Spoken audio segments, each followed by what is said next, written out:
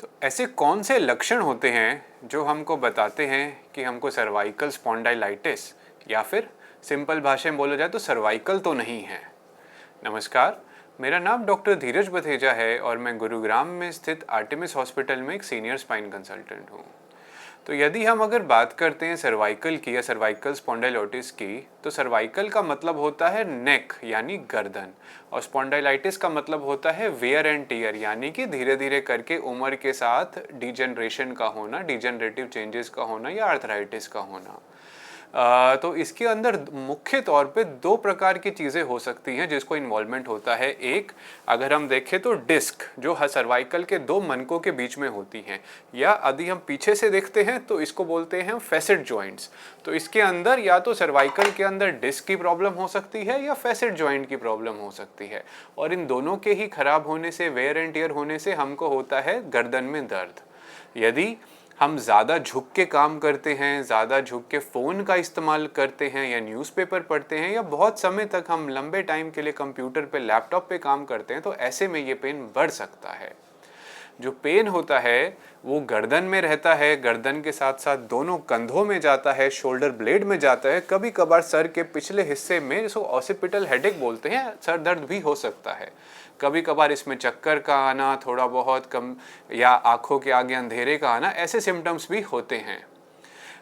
जैसे जैसे ये बीमारी बढ़ती है तो जो डिस्क होती है, डिस्क अपनी जगह से हिल जाती है। जब ये डिस्क अपनी जगह से हिलती है तो ये नसों पे दबाव डालती है, साथ में आर्थराइटिस की वजह से भी थोड़ा हड्डियों के अंदर बढ़ जाती हैं, जिसकी वजह से भी नसों पे दबाव आता है। अब जो ये नसों पे दबाव है ये दो प्रकार से हो सकता है, या तो वो नसों को एकदम सेंट्रल दबाव होता है या साइड में होता है। जब कभी ये जो नसों का दबाव है वो सर्वाइकल स्पाइन के अंदर साइड में होता है, तो जो दर्द है वो नसों के रास्ते से हाथ में जाता है, वो बाजू के अंदर जाता है, हाथ में जाता है, कंधे में जाता है। वो डिपेंड करता है कि लेफ्ट साइड की नस दब रही है कि राइट साइड की नस दब रही है। इसके साथ साथ हाथों के अंदर कमजोरी आ सकती है, सूनापन आ सकता है, या पिन्स एंड नीडल्स यानी सुइयां चुभने की तकलीफ भी हो सकती है। ये डिपेंड करता है कि कौन सी नस दब रही है, उस हिसाब से दर्द हाथों में जाता है। अगर C5 की नस दब रही है तो शोल्डर के आसपास पेन आता है। अगर C6 की नस दब रही है तो पेन यहाँ पे आता है, एल्बो से लेके बाजू के, हाथ के आके।